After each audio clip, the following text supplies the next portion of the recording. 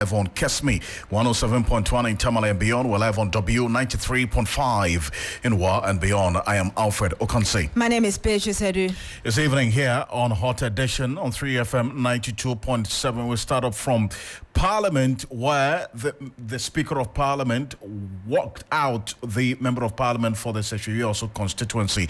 We'll tell you why and the reactions that have come through so far. Also, CTAG says it will not call off its strike despite numerous appeals to do so. Also, give you details of high inflation, weak cedi and economic hardship dominates expectations amongst Ghanaians as Finance Minister Dr. Ahmed Adam readies to present the mid-year budget review. We have that plus the latest in business and sports coming up over the next 1 hour, 30 minutes here on Hot Edition on 3FM 92.7. Also on your election command center. We'll tell you exactly why there's been reactions to promises made by the flag bearer of the NDC, John Dramani Mahama. All these and more here on Hot Edition on 3FM 92.7. We're live on Kesmi 107.1. Also streaming live on Facebook at 3FM 927.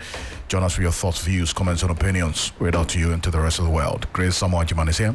The summary of the news. Yes, Alfred, let's get straight into it. The government is considering adjusting the budget allocations to ministries, departments and agencies to address overspending. This was communicated to the International Monetary Fund as part of its July 2024 country report on Ghana. The report further notes that government will also make adjustments to quarterly spending based on cash forecast. And Speaker of Parliament Alban Gbagbin on Monday sacked the Member of Parliament for Seshiri, Dr. Kweku Efriye, from the chamber. The Speaker ordered the Marshals of Parliament to walk the lawmaker out after the NPP MP challenged the authority of the Speaker for his comment on the referral of nominees to the Supreme Court. The National Association of Graduate Teachers, NAGRAT, has called for a dissolution of the National Schools Inspectorate Agency, NASIA. The president of NAGRAT, Eric Angel Kabunu, says the NASIA has failed to supervise upgrade of school infrastructure and standards despite collecting fees from private schools. There's no way the Electoral Commission can change the election results in favor of any candidate. Chair of the Commission, Jane Mensah, has said. Jane Mensah said this while assuring Parliament that any staff of the Commission who will misbehave during the election this year will be sanctioned. And finally, despite concerns of a high cost of internet data for the average Ghanaian, the National Communication Authority, NCA, says Ghanaians are better off. The NCA, in a release following social media agitation for a reduction in data costs, argues Ghana has the third cheapest data cost on the African continent and first in West Africa, hence the agitations are without basis. That's it for the news update. Grace, thank you. There's more news on 3news.com. Make some time and visit 3news.com. This is Hot Edition. Let's go straight into Parliament and the sacking of the Member of Parliament. And the drama that unfolded. Absolutely. Well, the Speaker of Parliament, Alban Gbagbin, today sacked the Member of Parliament for Seshiri, Dr. Kweku Efriye, from the chamber. The Speaker ordered the Marshal of Parliament to walk the lawmaker out after the MPP MP challenged the authority of the Speaker for his comment on the referral of nominees to the Supreme Court. The Speaker, after referring the matter to the Appointment Committee, reminded members to apply for the new standing orders to assist in determining whether or not to approve the nominations. But this did not go down well with the Seshiri MP, who challenged the authority of the Speaker to allow preliminary comment on the referral. His comments were deemed contemptuous of the Speaker, who ordered the Marshals to remove him from the chamber. Here are excerpts of what transpired.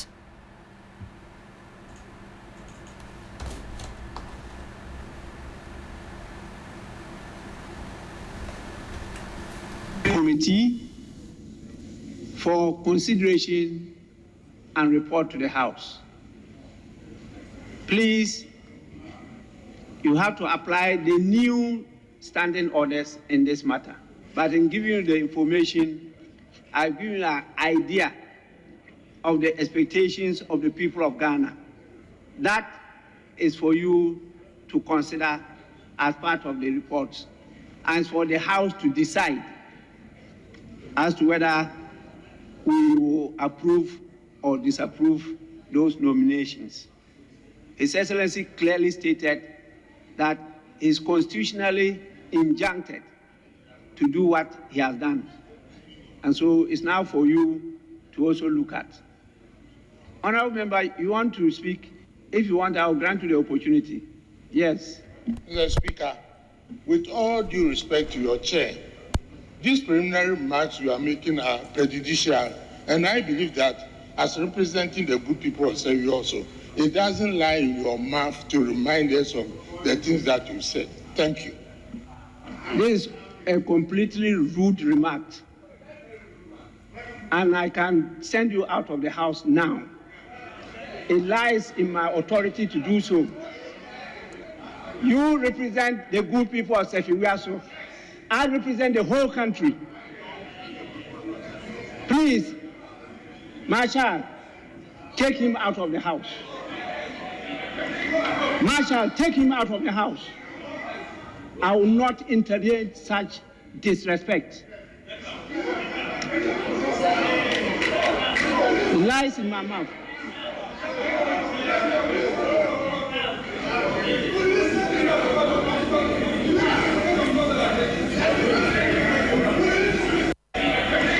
Marshal, take him out of the house. I will not entertain such disrespect. It lies in my mouth.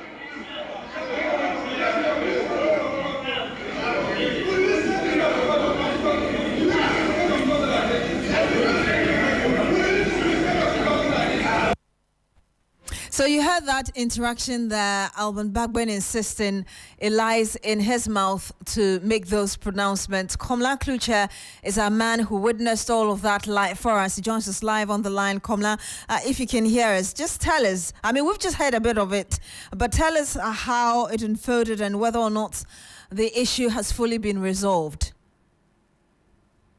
Well, this was at the beginning of the sitting this morning when the Speaker walked into the chamber and was reading out the notice from His Excellency the President on the nomination of the two justices to the Supreme Court. After the Speaker read that, he actually made the point of the President, who normally would include in his letter how he expects the House to run or consider these nominations in urgent or nominations urgently, so that it can complement the work one that he's doing, or probably do a replacement in this regard. The justices are to replace those who are going on retirement. And so after that, then the Speaker added his commentary indicating that, yes, of course, there's the need for the House to also look critically at whether there should be a ceiling on the nominations to the Supreme Court from His Excellency the President, hearing not just President Akufo-Addo, but the President's, the figure, the President. And so, the amendments, the appointment committee needs to have that consideration, or the House as a whole will have to look at the legislation that should be capping the nominations or the upper, so to speak, occupancy to the Supreme Court. And that equally attracted a commentary from the Deputy Minority Leader, Emmanuel Amakofi-Boao, who was ruled out of order by the Speaker. And the Member of Parliament for the Sefi constituency was also talking, but he was not speaking into the microphone. But where the Speaker sits, he is able to hear everything in order, but he chooses to hear or not. And that's one because there weren't a lot of MPs in the chamber. The Speaker heard what he was saying, but he didn't say it in the microphone. And so the Speaker asked him whether he wanted to speak into the microphone. Presumably, the Speaker heard what he was saying, but probably did not want him to say it. But the MP fell for the bait, and he decided to speak on it. In speaking about it, that was where he incurred the wrath of the Speaker when he had to get the marshal. I must say that this is not the first time this is happening. In recent time, yes, it has been. but this appears to be the most serious of them, because Speaker Bagby himself has had to ask the marshal. And if you look at the seriousness of it, how angry the Speaker was, it was quite clear that he took a strong exception to it, especially when it appeared that the MP made it seem that he was rubbishing what he, the Speaker, was saying. And so it just meant that he needed to have made the point, but the Speaker also needed to put some discipline, so to speak. But if you look at it, was the Speaker right in what he said? If you look at the new Standing Order 35 talks about exclusion of disorderly member, and here is the provision that wherein the opinion of the persons presiding over the House of the Court or Committee, the conduct of a member is grossly disorderly, the person presiding may order the member to withdraw from the presence of Parliament, and that member shall immediately leave the presence and shall not enter the presence again during the remainder of the day's sitting. And so in this context, yes, the Sekirioso MP was asked out of the House. He left the presence of Parliament, and I have not seen him since morning till day. I'm not too sure if he's gone to his office on job 600, but he has not been in the chamber since then.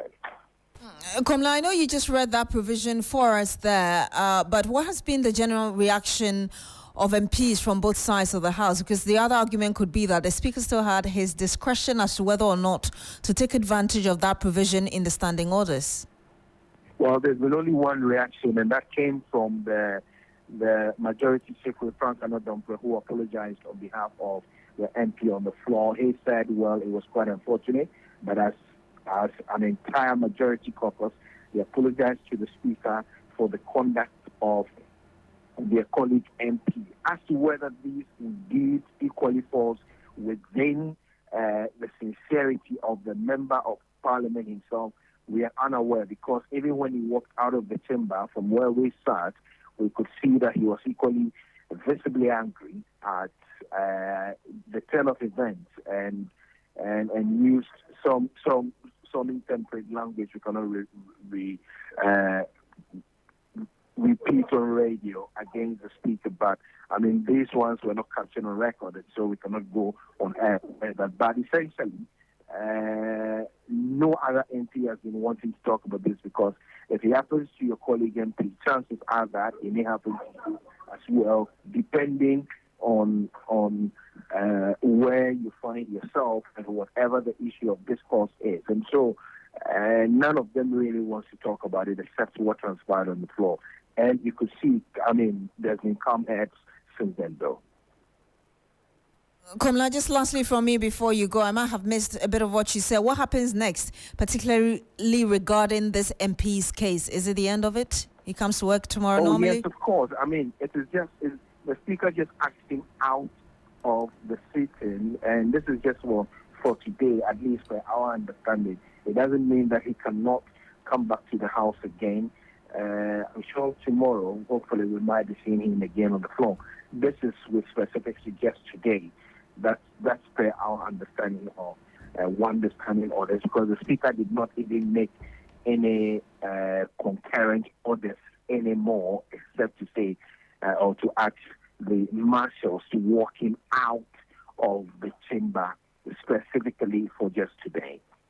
All right, we're in detail. Thank you very much, Komla Kluche, bringing us those backstage things as they unfolded in Parliament today. Well, let's stay a bit further on this matter, Beatrice, because there's a number of people who have been talking about this, and we see your comments on Facebook, the many reactions as well. Samir Bain is Executive Director of the Parliamentary Affairs Network, is joining us for a conversation on this, because this matter, some believe it's new to our jurisprudence. As Kamala has indicated, it's happened a number of times, but not in this fashion. Ms. Obing, good evening. Thank you so much for joining us here. Good evening, Alfred. Thanks for having me. It's good to have you. Now, You have seen and heard what happened in Parliament today, what led to the Speaker of Parliament sacking the Sefioso Member of Parliament. And bear in mind, this was a former minister, as a matter of fact, a former Environmental Science, Technology and Innovation Minister. He lost the primaries. He's not coming back to Parliament. He's not going to be part of the 9th Parliament. In fact, he's not taking part in the elections for that matter. How does this strike you, especially because of the manner in which this happened? Well, so I listened to the exchanges. I must say that I have not had the opportunity to either watch it on Parliament, Facebook Live streaming, or I was not, following live, but I've listened to the audio being played, and a few things come to mind. The first point is that it is not unusual for a Speaker of Parliament, in referring a matter to a committee of Parliament, to give some guidance really to the committee on matters relating to the urgency of the matter, the seriousness of the matter, and all of those things. It is for good reason that when committees of Parliament are reporting back to plenary, they will usually refer to the Speaker and say, Mr. Speaker, your committee met blah, blah, blah, and had this kind of conversation. The understanding is that all committees of Parliament are working at the instruction of Mr. Speaker and need to report back and what have you. So it's not unusual for any Speaker to give indications on the severity of a matter and to advise the Committee of Parliament to expedite action or what have you. But of course, we know that committees would usually do the work based on what transpires really at the committee level, and they'll provide their reports for purpose of plenary. So I'm saying this because I think that the point that the Honourable Member of Parliament made and created the impression as though the remarks Mr. Speaker had made was uncalled for, really it's not unusual. That's the first point.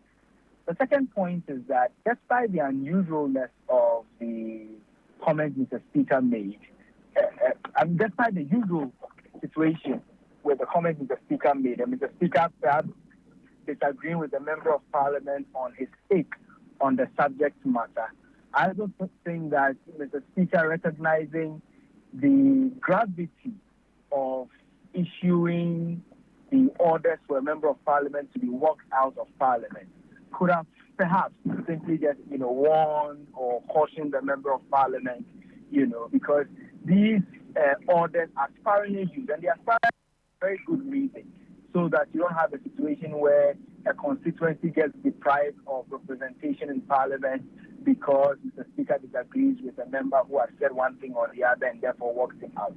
So despite the fact that I completely disagree with the Member of Parliament on his position on what Mr. Speaker has said, I also think that Mr. Speaker perhaps killed an ant with a sledgehammer. Meaning that the Speaker could have handled this way lesser than sacking him or getting him out of the chamber? I think so. And you see, although I had not watched, you could sense from Mr. Speaker's voice that he was visibly angry. And perhaps it was out of that he issued those directives. Usually even, if somebody needs to be sent, somebody needs to be suspended from chamber sitting or to go out, Mr. Speaker will usually direct the person himself to remove himself or herself from the chamber. It is when the person refuses that you order the marshals to, quote and unquote, forcibly remove him or her, from the chamber. So right from the very onset, ordering the marshals to take him out and the manner in which it was done, I think there was more emotion, with this particular situation. It could have been dealt in a better manner. However, like I said from the very beginning, I really did not see anything wrong at all with Mr. Speaker's comment to the committee after he had referred the matter to them. And that's why I want to hold you on a bit, because if you say you don't see anything wrong with the Speaker's commentary or the comment to the committee on these judges that the President has nominated, the Member of Parliament was making the point that because the Speaker sits in a place of authority, anyone else could have made that statement that the Speaker made and probably wouldn't be an issue. But because it is the Speaker of Parliament, making that comment that, you know what, there are sentiments out there that we have too many judges and so on. That commentary is what the MP was talking about, it being prejudicial because of the position of the Speaker of Parliament. You don't think that was concerning? Again, I am basing my assertion on the audio inset that I had heard from the exchanges. In the inset that I had heard, unless perhaps I have not had the benefit of the full tape, I hear Mr. Speaker talk about the fact that there is national interest around these matters, and committees must pay attention to these things when they are considering matters. I really did not hear Mr. Speaker go into the specific details, of the judges and the numbers. You have the benefit of perhaps the full tape, and you may want to correct me if that was really what happened.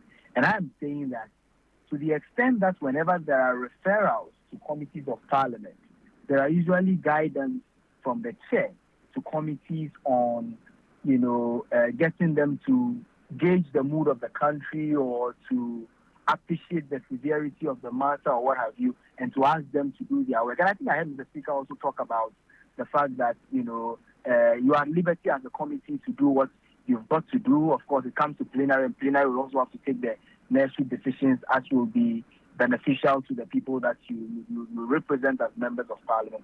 That's the extent to which I do not see anything. Well, it's like the Speaker referring, let's say, an affirmative action bill to a committee of Parliament and saying that, look, Ghanaians have wanted this bill for far too long.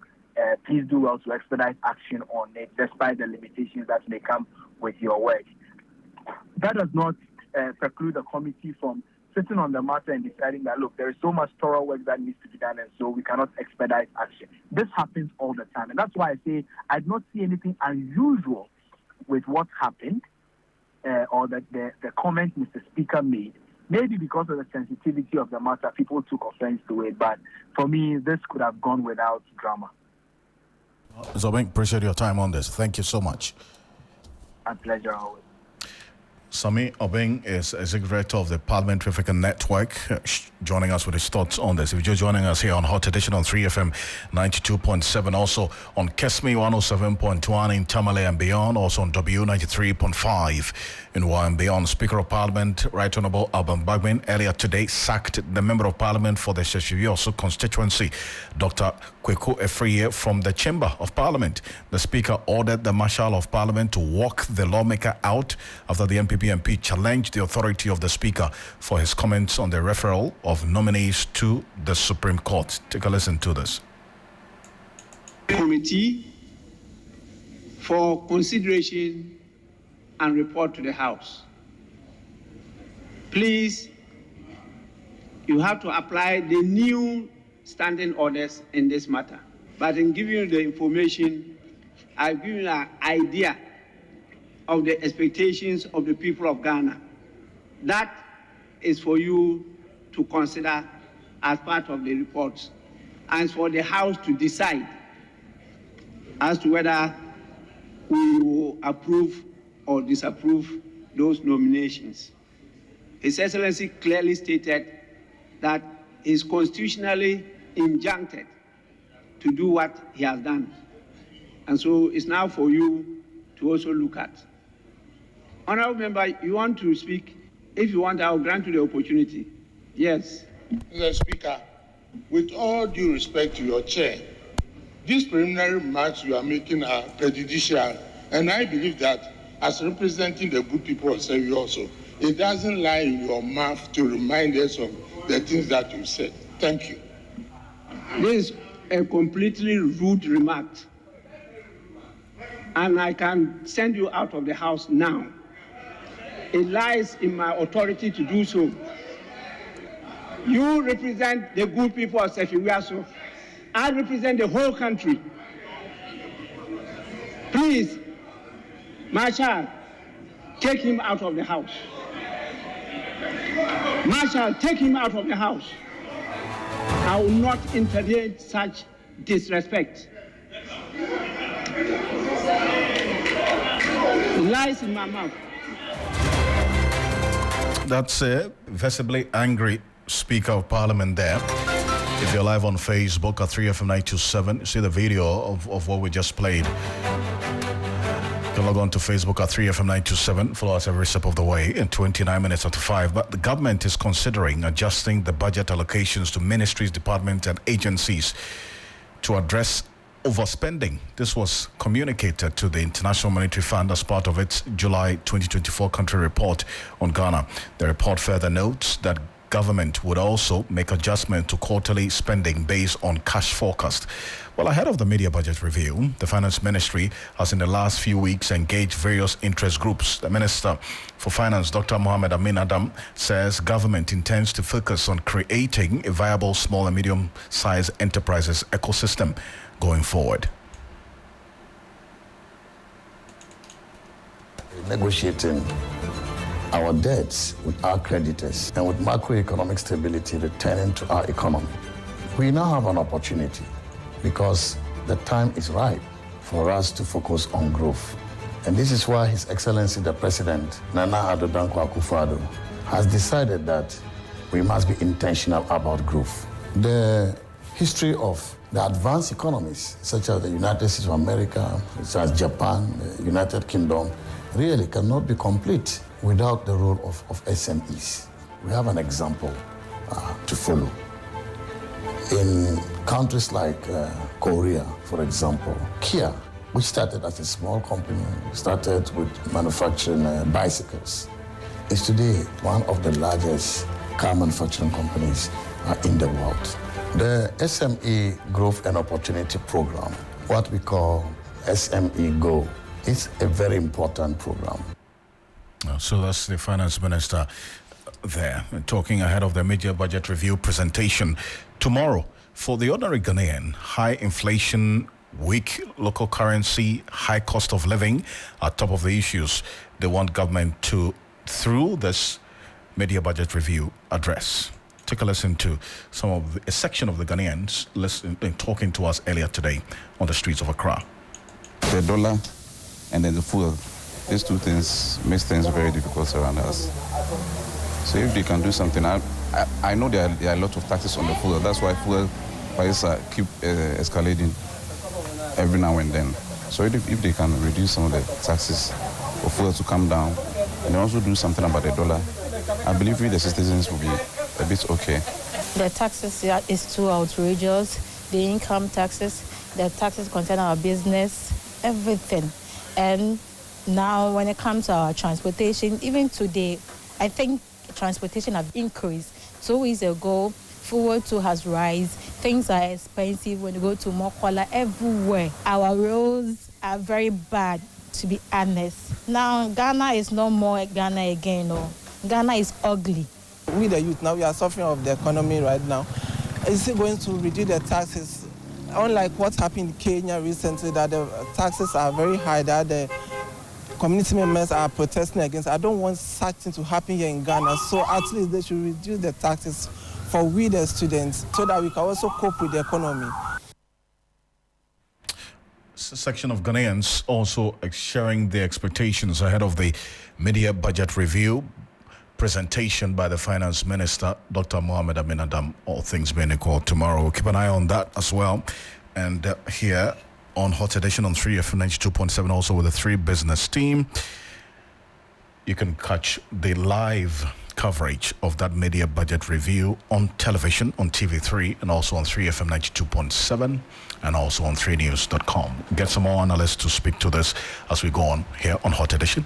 Ahead of that, tonight, the Colleges of Education Teachers Association of Ghana, CTAG, is accusing the National Labour Commission, NLC, of siding with the government in the ongoing impasse over conditions of service. Members of CTAG declared an indefinite strike on June 14 to protest the refusal by Fair Wages and Salaries Commission and, by extension, the government to implement the arbitral award by the NLC on improved negotiations of conditions of service. The group, which is also protesting the failure to settle outstanding salaries and allowances owed some members, has refused to call off the strike despite a directive by the NLC. The commission is currently in court seeking an order to compel the tutors to return to the classroom. The court is yet to make a determination. However, CTAC is expressing surprise at the NLC over its choice to go to court when it has failed to use same means to get the government to respect its arbitral award. CTAC insists its members will remain on strike until its demands are met in full. Let's bring you a statement issued by CTAC. As you may be aware, CTAC declared its strike on June 14, like I said. Now, per regulation, the academic calendar should be cancelled and the colleges shut down after 21 days of non-academic activity. It's been 31 days since the tutors went on strike. Let's hear Prince Obing Hima, who is the president of CTAC, speaking to us earlier. Students at the various colleges of education have been left on their own since school resumed this semester. At Wesley College of Education in Ocansey, some students are engaged in group studies to keep themselves busy. Others are just frustrated and clueless about when effective teaching will resume. This CTAC strike, to be honest, is not what we imagined. Coming to school, we just thought it to be for a few weeks or so, especially this being a second semester, but you realize that CTAC remains resolute in their demands. It's not easy for the students. Most of the students have even gone home, and those who are here are being frustrated. We wake up, we don't know what to do. We had an information from our affiliate universities that the date for the exams remains unchanged, which means that the set date for our end of semester exams, we will sit down as students and write them. And here is the case, we have not learnt anything. So what are we going to write?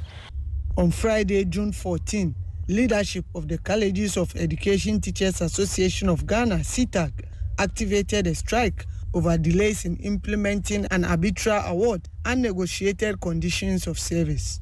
Attempts by its employer and National Labour Commission to force CTAC back to the classroom remains unsuccessful. The union wishes to notify the employer that not until the employer complies with all the outstanding arbitration award by the NLC, the union shall never call off its ongoing strike action. We want to caution that any attempt to illegally freeze salaries of our members shall be met with all the protestations and all the rights and privileges that the 1992 Constitution grants to CTAC members and our citizens of Ghana to fight against injustice. The association also denied claims of receiving arrears for book and research allowance. The government had paid to CTAC members an amount of 199 million Ghana cedis as arrears for book and research allowance for 2022-2023 academic year.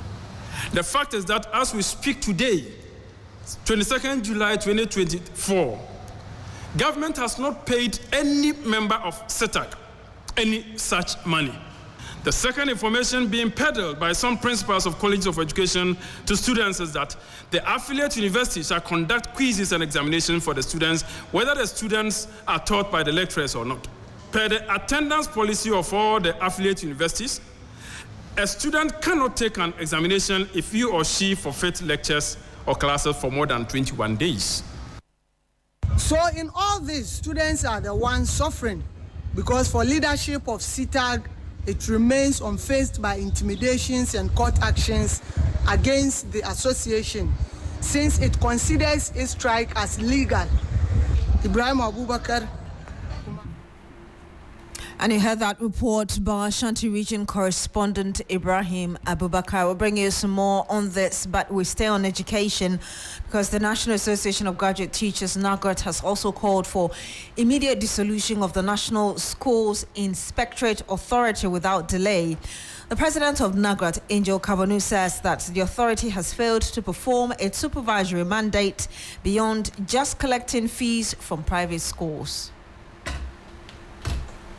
One agency that I think we need serious review is the National School Inspectorate Agency, NASIA, because I think the NASIA concept as it is being run now is not achieving its purpose. And if I can make some suggestion to the government, I want the government to collapse the NASIA as it is currently established. Because you see, you cannot have an agency that is supposed to go to schools to inspect the schools and bring reports as to how the schools are operating, whether they are operating according to the rules and regulation. For that agency not to have the qualified people above even the people they are going to inspect. So we are having difficulty with the NASIA. One, what caliber of people are being sent to the school to inspect the work of the school? I have really never read any quarterly report of NASIA to identify the challenges that are in the various schools. So for me, the NASIA, and then again, the NASIA is responsible for the collection of fees from private schools.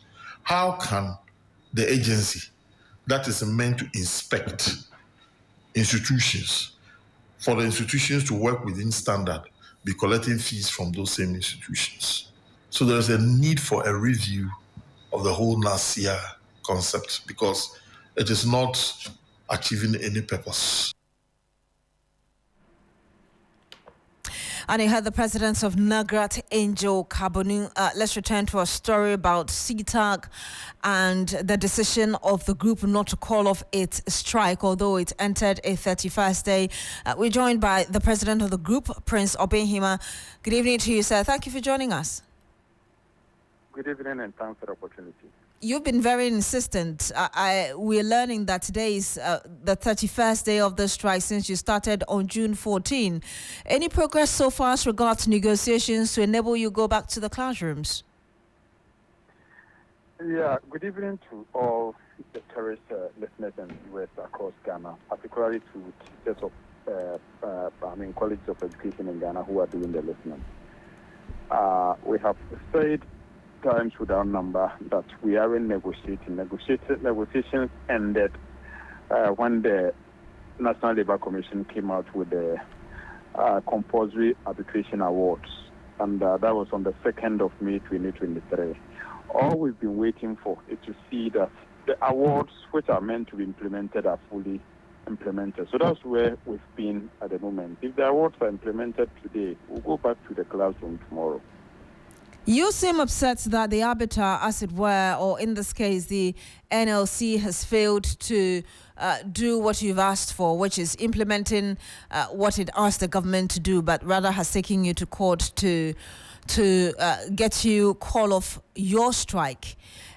In the meantime, have you heard from your employers? I think we've been engaging. Just have to be frank, we've been engaging. The Ministry of Education, the Ministry of Employment and Labour Relations, the Services Commission, even in the strike action, we've been engaging. But we have said that in all of these engagements, what should be the finality should be implementation of the arbitral awards. And to say that we are disappointed in the National Labour Commission, I think is even an understatement. National Labour Commission should be seen as being there to serve the interests of workers and employees and employers. So when by their actions and inactions, creates the impression in the minds of people that they are there to protect the interests of the employer alone, it becomes difficult. We are saying this on the, at the back of the fact that you came out with compulsory arbitration awards without anybody pointing a gun at your hand, at your head. And when awards are given, the awards are supposed to be implemented. He who came with the awards, has the responsibility to ensure enforceability of the awards. So one would have expected that the Labour Commission would have gone forth with the same strength and energy with which they are seeking to get us to go back to work. We appreciate that they want us to go back to work, but I should also appreciate the fact that we are also a group that has also got future, that has also, have families, and that is a trade that we ply. This is a trade that we ply. So we should be paid handsomely. We should be paid what the system says we should be paid. We should be paid what the National Labour Commission themselves have said we should be paid. And the processes that should be implemented to get us to get paid just have to be done. Just has to be done. So that's on the side of the NLC. And you mentioned whilst talking that you've been engaging your employers. How are those engagements looking like? We know that strike or no strike, employers are experienced and will forever engage with them. That's why, despite the strike, despite the court issues and what have you, when they invite us for any meeting, we do attend. Today, for instance, that's why the fact that we had our press conference in Kumasi Wesley College, which was heavily attended by, press. I commend the press for, keenly following our issue. We still made time to make an attempt to respond to or attend to the Parliamentary Select Committee of Education's invitation. Unfortunately, when our team was about getting there, we got an information that the meeting has been rescheduled to Wednesday. So you see that we are committed to engaging to get amicable resolution to the impasse.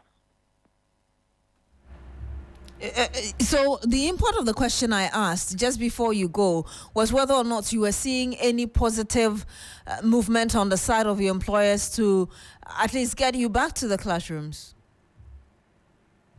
Well, we know that the employer wants us to go back to work, but we also want to say that if they want us to go to back, they should want us to go back to work. They should do the needful. For us, what will get us to see that they are committed to giving us what we want is to fully comply with the arbitral awards. So when they comply with the arbitral awards, we'll gladly go back to meet our dear students.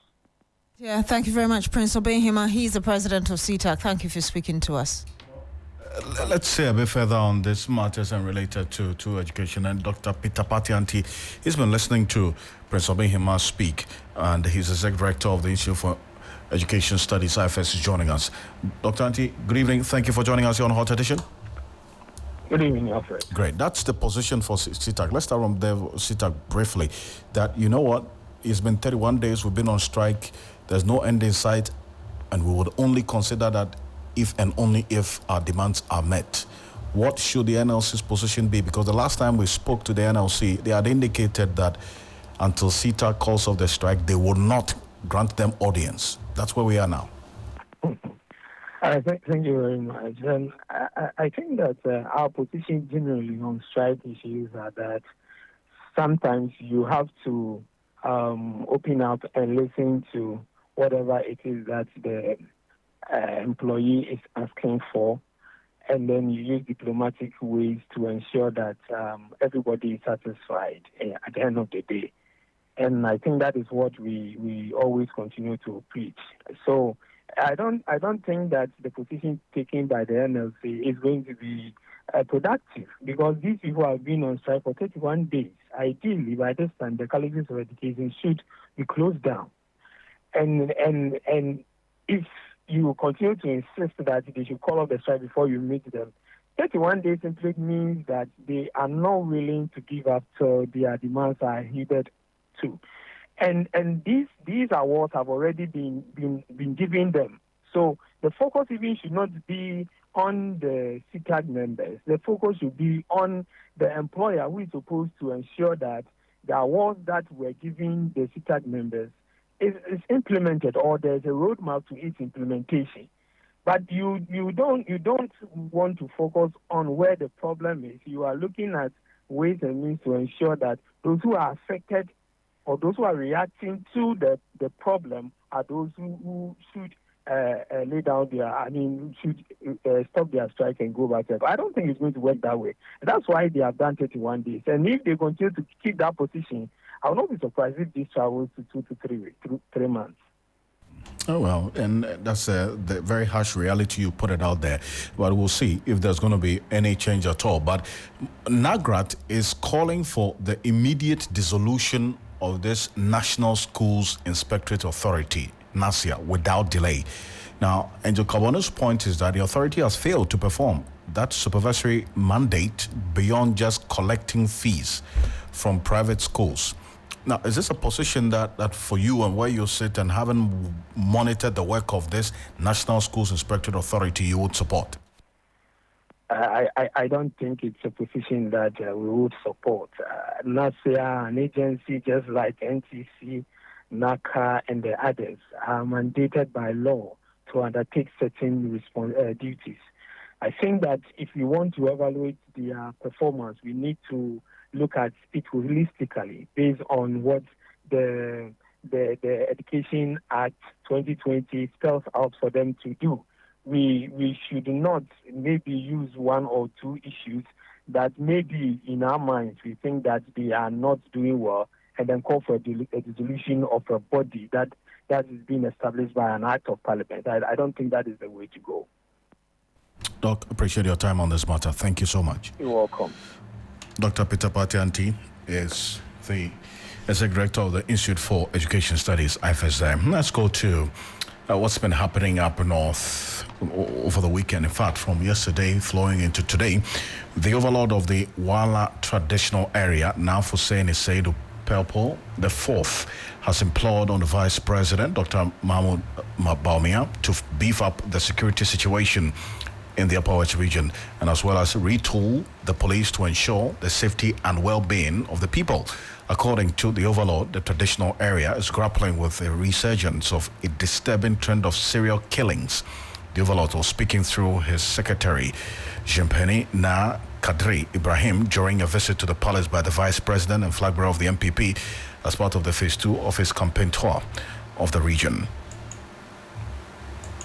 This particular visit of yours comes at a time when we are grappling with a resurgence of the disturbing trend of serial killings of watchmen in Wa, a recurrence of the tragic events of 2022. We are deeply concerned about the safety and security of our people, particularly the vulnerable watchmen who work tirelessly to protect our communities. As Chairman of the Ghana Police Council, Your Excellency, we implore you to use your office to enhance the capacity of the WA and Upper West Police Command. We urgently need additional men and logistics, such as patrol vehicles, to effectively address the current security challenges we face. We believe that with your support, we can strengthen the police presence in WA and the Upper West region and ensure the safety and well-being of our people. Your Excellency, as part of measures that we as traditional authorities are taking to complement the efforts of the Regional Security Council and the Municipal Security Council under the circumstances, I intend to launch a general appeal in the coming days for individuals and groups to contribute their quota either in cash or in kind to enable us support and energize the operations of the Neighborhood Watch Committee that I commissioned to assist the security services towards apprehending the perpetrators of this heinous crime against us. As the overlord, speaking through his secretary, Jimpeni Na Kadri Ibrahim, there during a visit by the Vice President to the palace. Still live here on Hot Edition on 3FM 92.7, also live on Kesmi 107.1 in Tamale and beyond. We're live on W 93.5 in Wa and beyond. Keep your thoughts, views, comments and opinions coming through here on Hot Edition on 3FM 92.7. Now, the Member of Parliament for the North Tongue constituency, Samuel Okujato Ablakwa, has raised serious questions over the alleged shady ambulance spare parts procurement deal worth some $34.9 million, an equivalent of 538 million Ghana cedis. Now, the Member of Parliament argued that there was no value for money in the procurement of the ambulance spare parts in 2019. Mr. Blakwa pointed out that this substantial amount spent on these spare parts could have been better utilized to purchase new ambulances that are fully equipped and fit for purpose. He also highlighted that the beneficiary company, Service Ghana Auto Group Limited, was only incorporated on April 24, 2020, a year after the ambulances had been commissioned in 2019, casting doubt on the company's capacity to service the ambulances. This is Mr. Blakwa also noted that a deeper parliamentary oversight through giftments assessment confirmed that even before this $34.9 million deal, Service Ghana Auto Group Limited had received a staggering 115 million cedis in payment for substandard servicing of the ambulances between 2020 and 2023. So one we'll keep an eye on here on Hot Edition. Some 6 minutes to the top of the hour, 6 p.m. here on Hot Edition on 3FM 92.7. We're back after this quick break with the business news with Michael Obodo. Stay with us.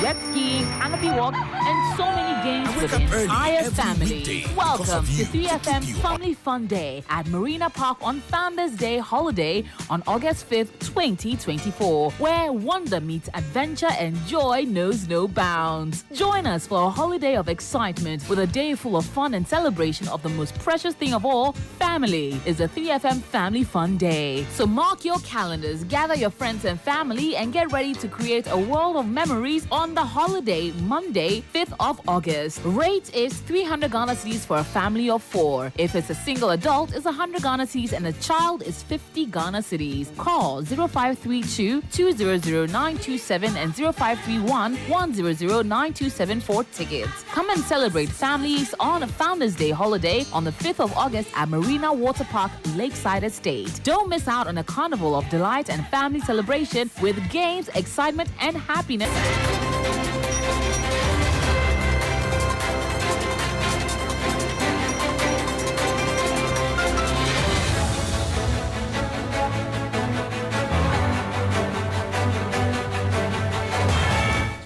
Hello there, good evening. It's time now for the business segment here on Hot Edition. Coming up tonight, economist Dr. Saad Idrisu makes case for no supplementary budget in mid-year budget review amid ongoing IMF program. I'm Michael Obodo. I'll bring you details of these and more shortly. Please stay with us.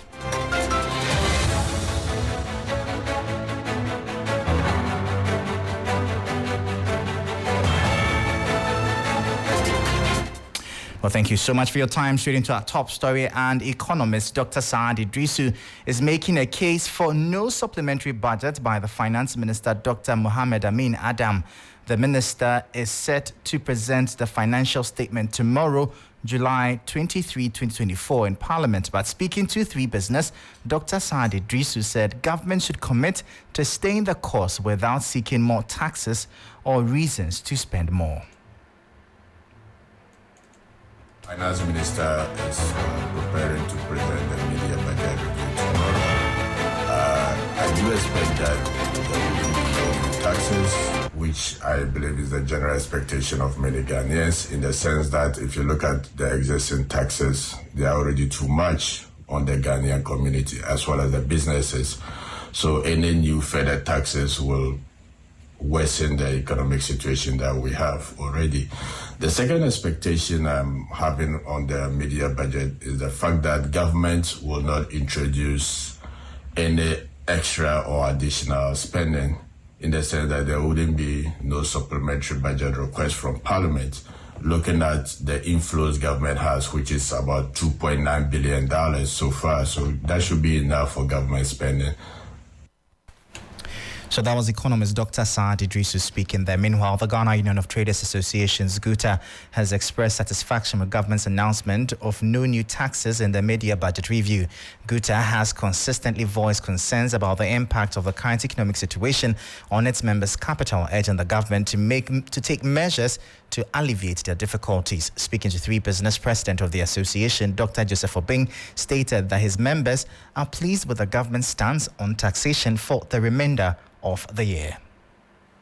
We've actually engaged with the ministry, and they have given the assurance that no new taxes are going to be imposed on us, and for that it gives us comfort and assuring to us. So with that, we were talking about the increase in the plastic manufacturing, and those we have been given the assurance that no new layer of tax is going to be imposed on us. For that alone, we are okay. Dr. Joseph Obing is the president of the Ghana Union of Traders Association, GUTA. Now, before we leave you, President of Accra Business School, Professor Elvis Cornerstone, is calling for the introduction of entrepreneurship in all curricula of Ghana's higher learning institutions to curb unemployment. Professor Cornerstone asserts that in most advanced countries, students are taught to establish their own businesses. He made the call at the 16th congregation of Accra Business School themed Navigating Future Challenges, the Role of Higher Education in Emerging Economies.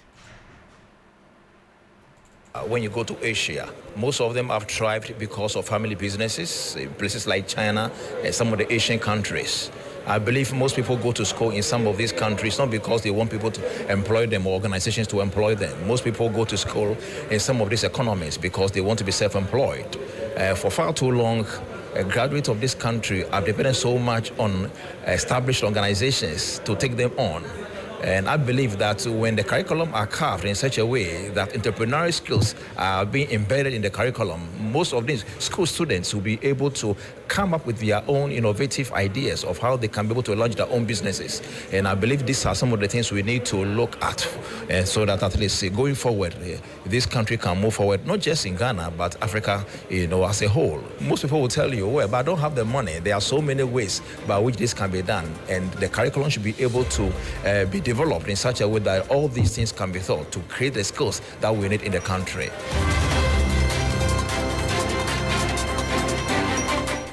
So that was President of Accra Business School, Professor Elvis Cornerstone. They're bringing an end to the business segment here on Hot Edition. For more business stories, please check out our website. It's 3news.com/business. I am Michael Ubudu. Thank you for listening. As always, please stay safe. Up next is sports and Kelvin. So stop by to bring you the latest. Stay tuned.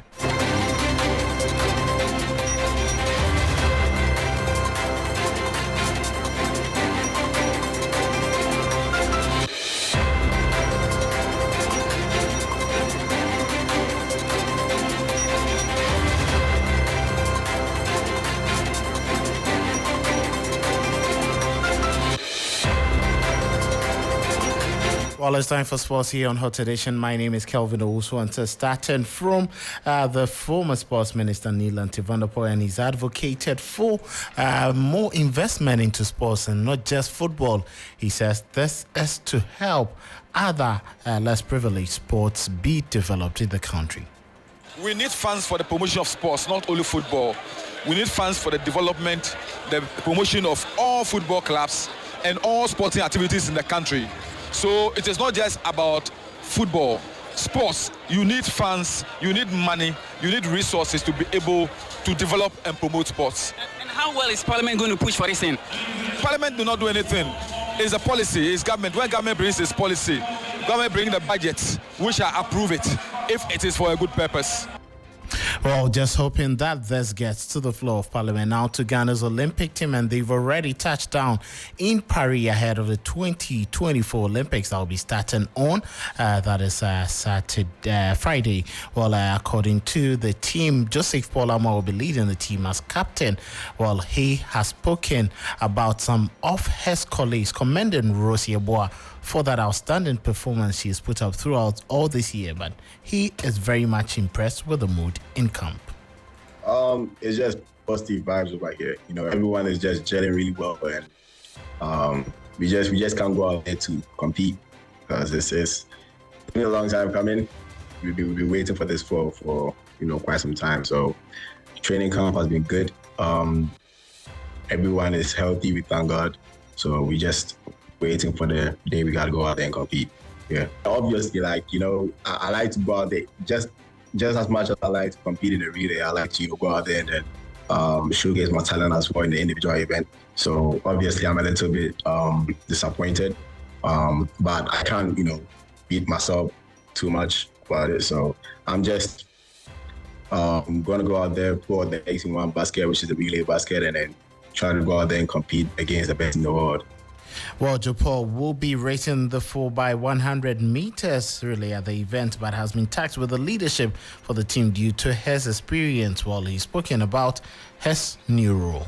First of all, I'd just like to say thank you to the team, for collectively, selecting me as the team captain as well as the flag bearer on the opening ceremony. It's an honor to me. It makes me feel really honored and distinguished, given this type of opportunity to, go out there and do this, hold the country's flag. I feel like it's another milestone, to my career. Like, not a lot of people are even able to get the chance to compete in the Olympics. So being able to get a chance to compete here and then being selected to, be the flag bearer as well is it's mind blowing. Like, I can't thank God enough. And I always thank my team for also believing in me and selecting me as the team captain as well as the flag bearer. I'm so grateful. Well, to say for Lamo that he's going to be the captain for Ghana's Olympic team. Now moving forward, Asante Kotoko expected to travel to South Africa for the pre-season preparations of the 15th of August. This exciting development was orchestrated by the club's life patron Otumfo to the second. The pre-season tour aims to provide the Porcupines with an opportunity to train and bond in a new environment, preparing them for the challenges of the upcoming season. The trip to South Africa is expected to include a series of friendly matches against local clubs, helping the players to gain valuable experience and exposure for the upcoming season. So Kotoko, after their failed trip to Europe, are going to settle in South Africa for the preseason. Now to Accra Hearts of Folk, and they are expected to play Heart of Lions in the 2024 edition of the Bessie Mancha Homo Peace Charity Cup. The one-off cup game is an anniversary friendly that is played as part of celebrations of the Homo War Festival. This season's contest will be between Hearts and the Lions, who were both involved in the Ghana Premier League in the 2023-2024 season. Now looking at this the game is expected to be played at Accra Sports Stadium on Sunday, the 11th of August 2024. Last year, the game between Hearts and Great Olympics had to be called off, but organizers are saying that this time around they are going to get things better. Now to one team that has joined the Ghana Premier League, that is Vision Football Club, and their head coach Nanako Ekwajiman, despite his lack of experience, says that his team are just going to play the overload system, where they're going to take in a lot of positives and deficiencies in other clubs to make sure they win their matches. I think that mostly the few games I watched, I realized that in terms of overloading the faces, the teams are not so good. So what we want to do in terms of overload, first and foremost, for example, if we're going to build up, we have our centre-backs closer to the goalkeeper. We want our full-backs wide. We want our DM right here. We want our attacking midfielders closer. So we just want to try to overload the faces all the way down to the attacking bit. All right. So that is it there from Nana Ajima. We just hope things go as expected. Now to Manchester United goalkeeper Andre Onana, and he's spoken about new signing Lenny Yoro after he played in the preseason and has been training with the club. He believes he is a potentially very good centre-back for the team. Yeah, that's why he's here now. In the end of the day, if you have the opportunity to be Manchester United player, that means you have a lot of quality. And he already shown himself in the first half. He's a great guy, young player, very good talent player, good on the ball. So we're going to enjoy him this season because we are here to help him. So that's no matter what is going on.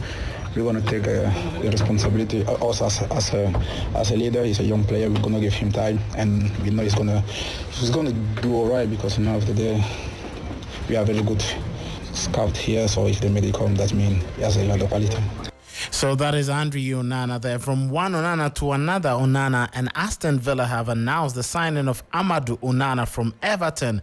The 22-year-old midfielder becomes Aston Villa's 8th signing in a busy summer transfer window, and the second within a week following the return of winger Jadon Philogene from Hull City. Standing at 6 feet 4 inches, Onana will further bolster Unai Emery's charge towards a maiden that is Premier League charge and also in the UEFA Champions League. So that is the latest coming in there. But some more stories, and Calafiori is expected to complete his deal to Arsenal in the next couple of hours, according to reports.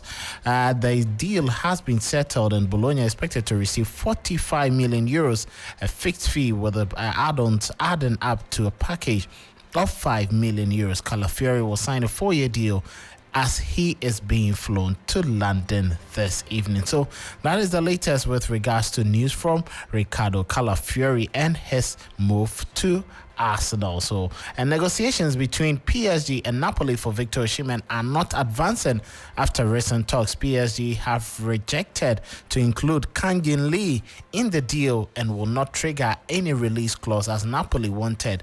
Deal is not happening as it stands now, and PSG are happy with the situation as Ramos and Kolomwani continue to lead the pack.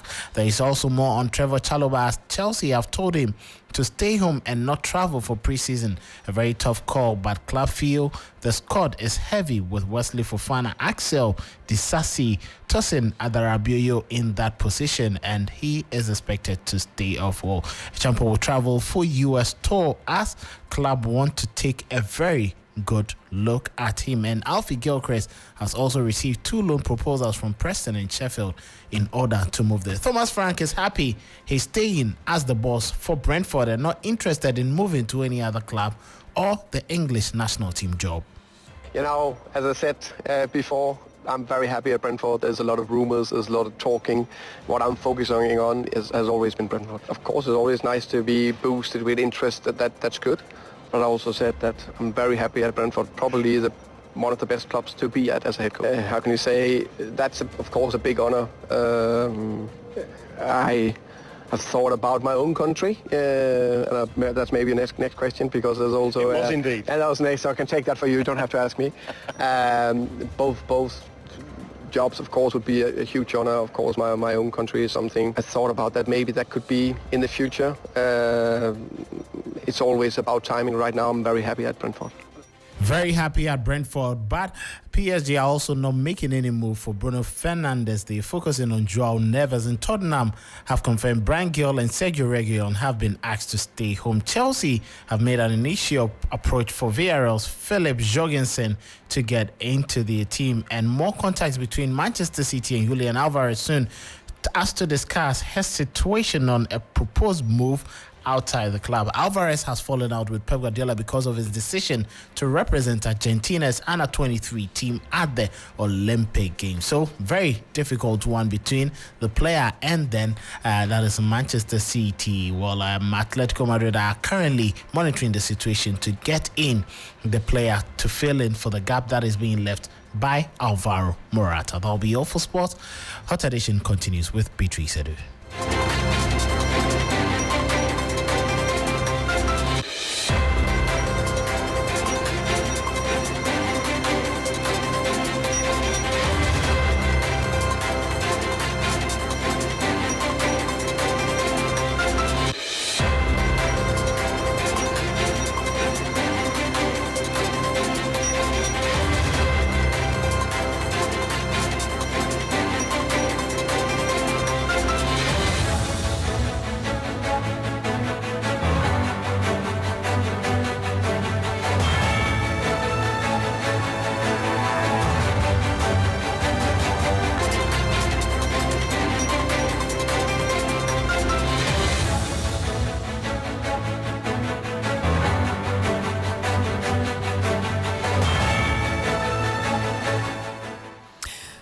And you're still here on Hot Edition on 3FM 92.7.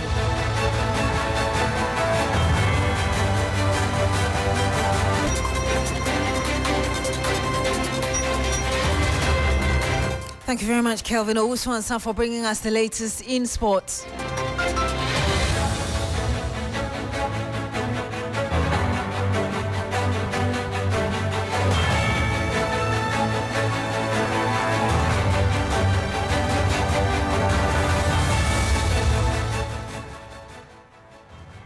And we'll be bringing you a campaign trail very shortly. But first, let's return to a story about that media budget review expected to happen tomorrow in Parliament, presented by the Finance Minister, Dr. Amin Adam.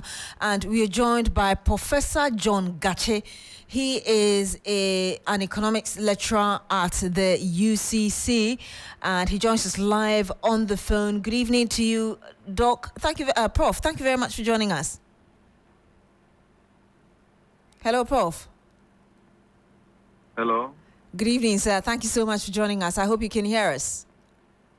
Yes, I can hear you now. Wonderful. Thank you. So let me first get your thoughts, though. I mean, we've heard a number of things that people believe the finance minister may be touching on tomorrow in this media budget review. But are you expecting anything extraordinary beyond what we know on paper?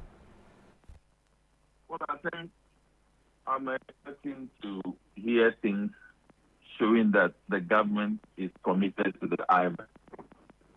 So everything about the budget is about the IMF program. And even if the government introduces any new policy, it is not going to be in the real sense what's to be implemented, because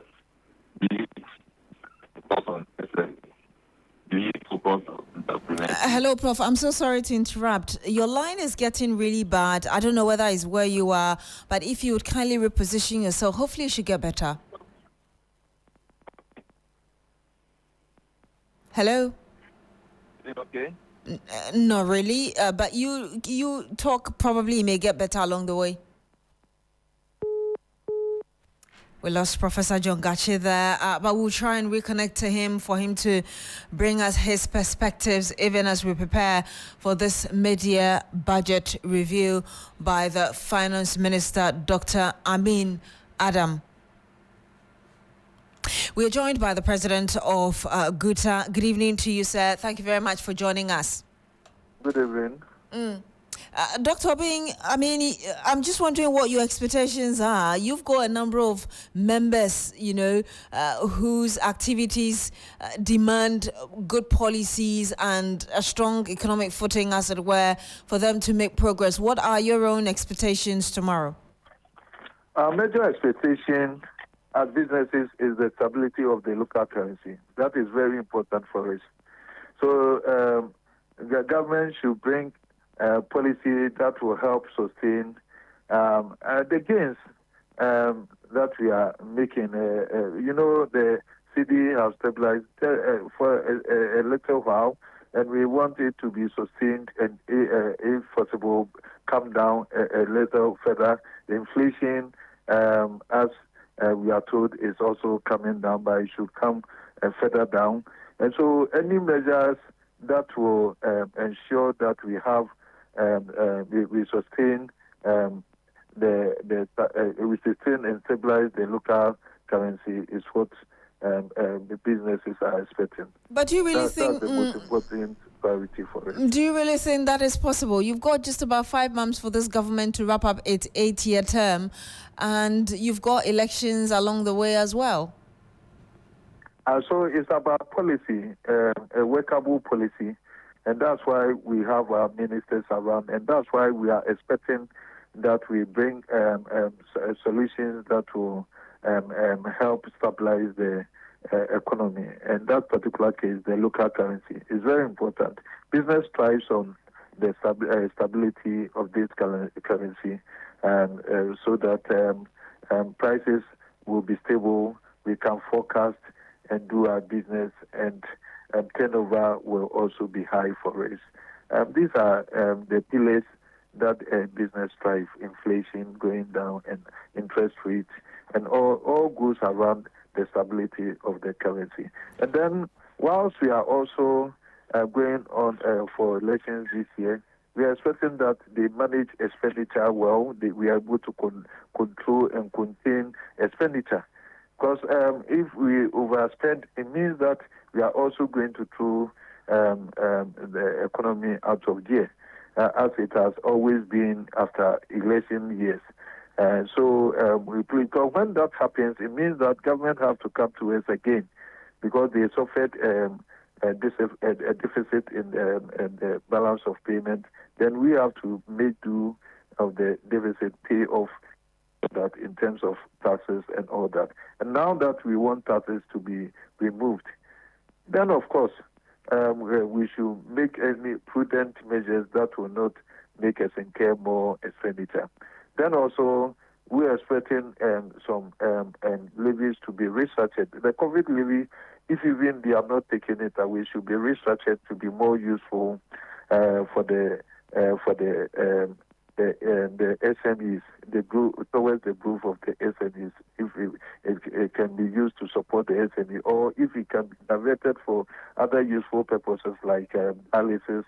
That has been taking a chunk of people's resources and all that. And that's the thing that we expect. Special import levy is also part of this nuisance taxes that we talk about. Yeah.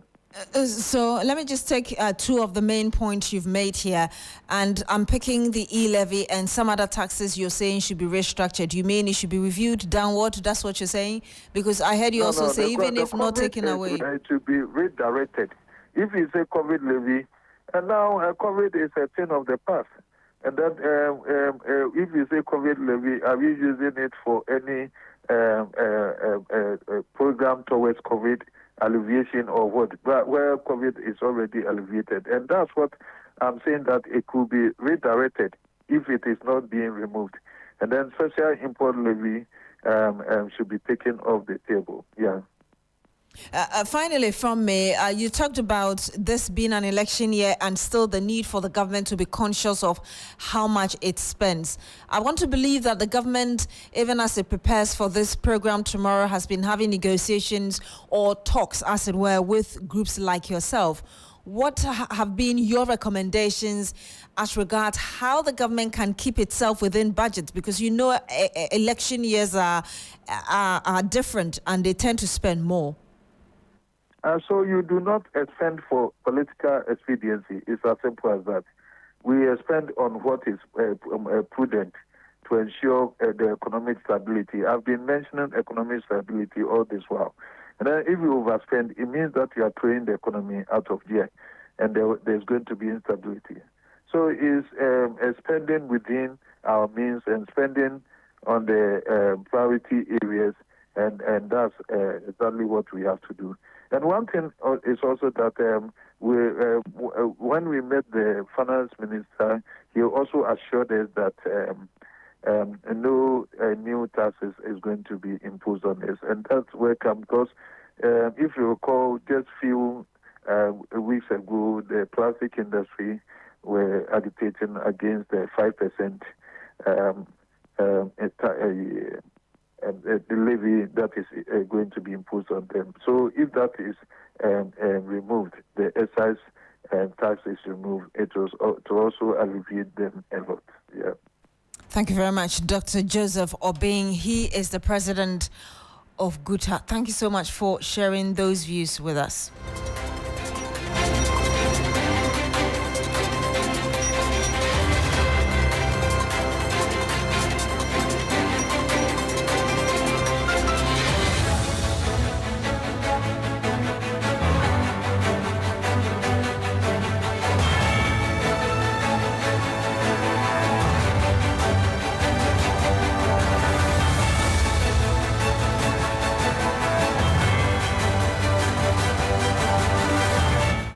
And you're still here on Hot Tradition on 3FM 92.7. Let's try and see whether we can have a conversation now with Professor John Gache, who is an economist at the University of Cape Coast.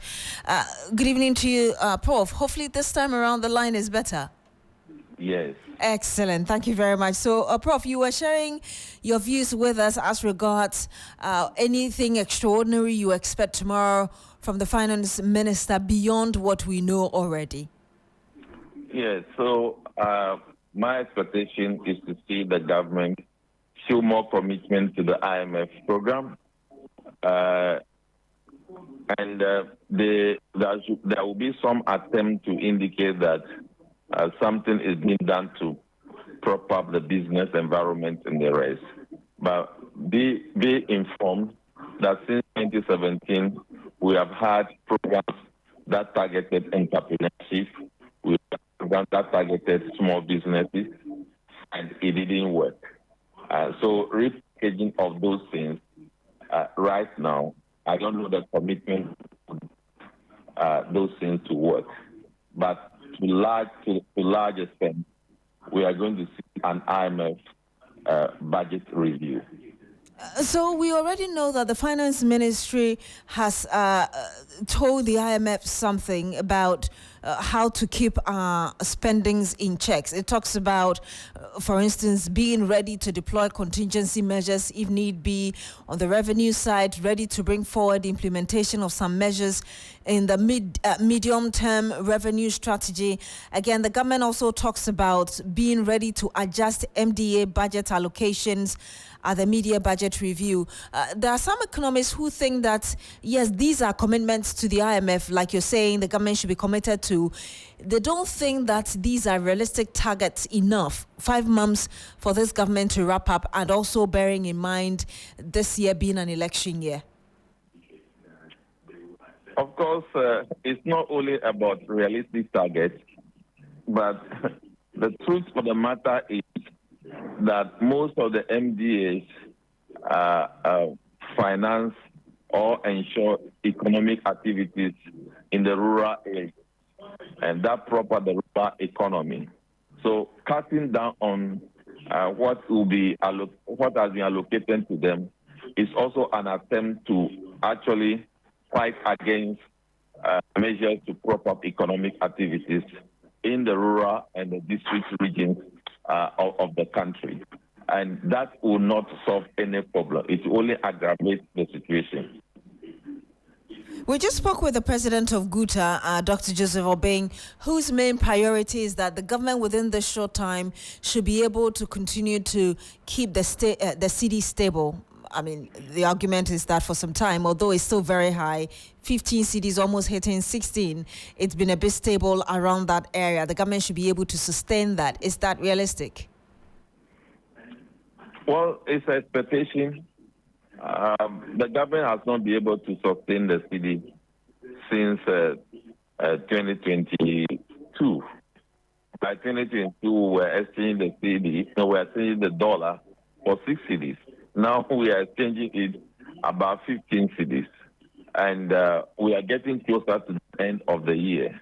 There are demand pressures that will be coming up, and I do not expect a significant effort to drive down the stability, to ensure significant stability for the currency. That I do not expect. And again, remember other measures like resumption of repayment of debt that we owe will also come to fore. Again, government has not paid all the indebtedness to some bondholders. All those payments will come on board. So it doesn't look like we will be able to do what the GUTA president is expecting. So finally from me, let me get your thoughts on this. Unemployment rate currently is 14.7%. The total debt of the country is 658.6 billion Ghana cedis. GDP, debt to GDP ratio is about 62.7%. Monetary policy rate 29%, and inflation dropped recently from a little over 23 to now 22.8. Is there anything the government can realistically do before? So you don't change unemployment situation within 6 months or within 5 months or 4 months. That is not possible. It will not happen. Those other measures that you are expecting will not work within a short period of time. Remember, since COVID time, we are talking about increasing productivity in the agri sector. It hasn't happened. Now we are importing beans, we are importing maize from Togo and the rest into the country. So we have not yet sat down to, revamp our agriculture policy to ensure that there is growth in the economy. We have been deceived, thinking that when we say digitalization, that means that the economy will be growing. In a manner that will actually provide jobs to everybody. But that is just a deceit. digitalization has two aspects.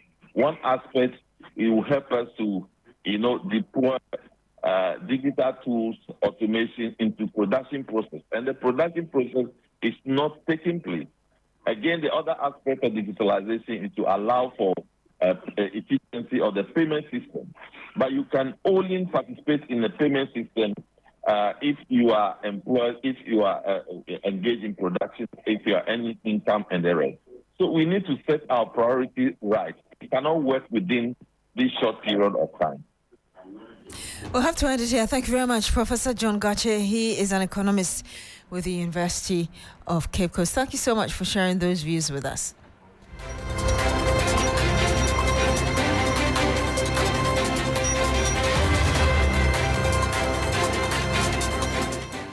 And that's how we end Hot Edition here on Shri FM 92.7.